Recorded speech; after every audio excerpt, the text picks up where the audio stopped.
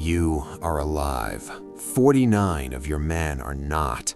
And now you have to walk back to the village and look into the eyes of every mother, every child, every wife, and explain why the survivor was you. But to understand the weight of that, you need to understand what you were before yesterday.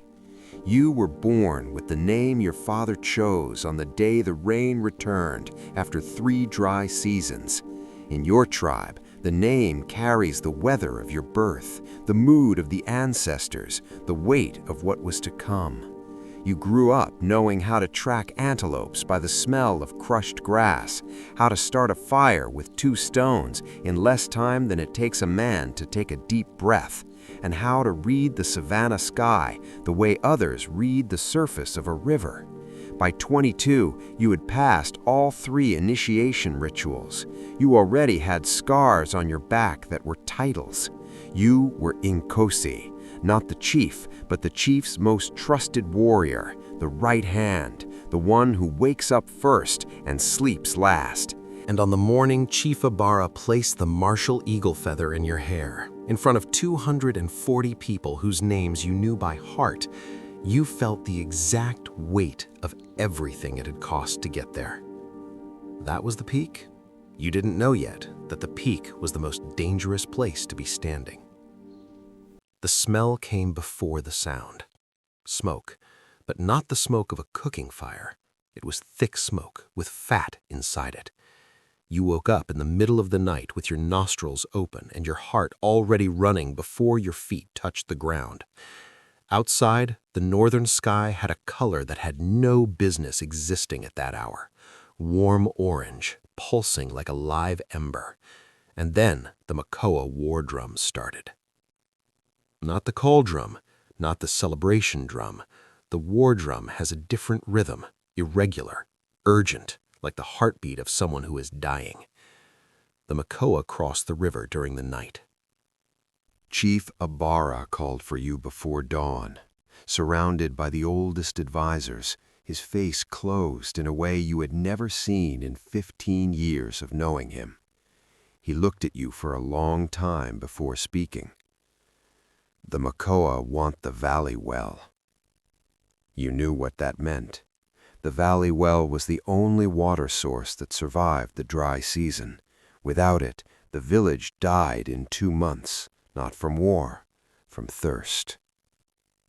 They're proposing a representative battle, 50 warriors on each side, open field. Whoever's left standing keeps the well. You asked, and if we refuse? The chief didn't answer. He didn't need to. Here is what you don't know yet in that moment, and what will change everything that happens on the battlefield. Someone from your village had already been talking to the Makoa. You will find that out in the worst possible way. The days that follow have a strange quality you will carry for the rest of your life. You train the 50 warriors with a discipline you had never demanded from anyone before. You wake up with them before the sun, sleep after them.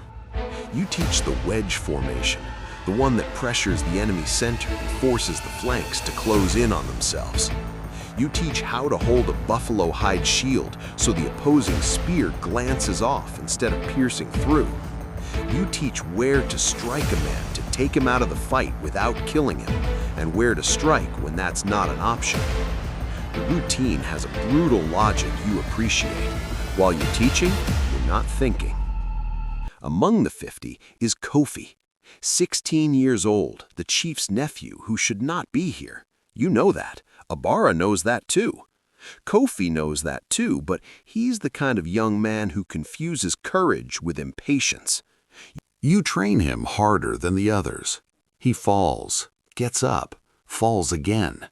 On the 3rd afternoon, after the others have gone to sleep, he sits beside you without looking at you and asks, "Are you afraid?" You answer, "Every day since I learned what fear means." He doesn't understand, but pay attention to that answer. It comes back at the end in a way you're not expecting. There is one detail about the battlefield that changes everything, and you won't realize it until it's too late. On the open field, with the sun at the center of the sky, you see the Makoa up close for the first time.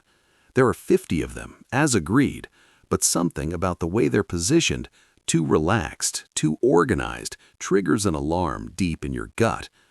Warriors who have seen a lot of battle don't get tense before it starts, they get quiet. And these men are quiet in a specific way. The battle begins with the cry of the neutral referee, an elder from a third tribe, there only to witness. The wedge formation works at first. You pierce the Makoa center exactly as planned. But they adapt too quickly for warriors who should never have seen that tactic before. Someone talked, and in that moment, with spears crossing the air around you, you understand who it was, and there is nothing you can do with that information. The flanks collapse, your warriors fall in sequence, like trees in the same wind. You shout orders, reorganize, move the ones still standing into a defensive circle formation, slower, more costly in effort, but one that keeps the men back to back. Kofi is in the circle, on the other side of the ring, badly, with too much movement and too little precision, but on his feet. The circle shrinks. 20 of your men, then 15, then 8. You are bleeding from a cut on your left shoulder that you cannot feel. Your body blocks pain when it understands that pain is a luxury it cannot afford right now. 5, 4. Kofi falls. You don't see him fall. You see the space where he was, suddenly empty. 3, 2. And then you realize you are standing alone on the field, surrounded by Makoa who have stopped advancing, watching you with an expression that is not triumph, it is respect. The elder referee raises his staff. You are still standing, not because you are the strongest, because the circle you formed placed you at the only point the Makoa never managed to fully close. Survival by geometry, by tactics, by calculated accident. The Makoa chief approaches. He stops 2 steps from you and speaks in a low voice. The well is ours, but you can go. 49 of your men on the ground. Among them, Kofi, with his face turned toward the sky he never finished understanding. You walk back to the village, carrying only your spear. The sun goes down. The savannah smells like dry grass and blood, and you notice, with a coldness that frightens you, that you can already tell the 2 smells apart. In the village, the women already know. They know before you arrive. The savannah delivers news in a way no drum can replicate. The silence that greets you at the entrance is the kind that has weight. Chief Ibarra is sitting in the same spot as before. He looks at you, and then he does the one thing you were not prepared for him to do.